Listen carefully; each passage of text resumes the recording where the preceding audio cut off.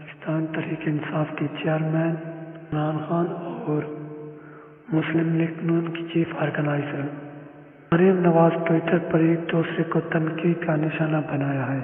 عمران خان کا ٹویٹ میں کہنا تھا کہ Maryam Nawaz P D M اور کرپشن کے پیسے پر پروان چڑھی۔ مریم کے سپریم کورٹ کے ججز پر شرمناک حملوں کا واحد ہدف انتخابات سے فرار ہے۔ یہ انتخابات سے فرار چاہتے ہیں چاہے آئین کو روند کر ہی حاصل ہو۔ مریم نواز نے ٹویٹر پر رد عمل میں عمران خان کو سازشوں کا سرغنہ قرار دیا۔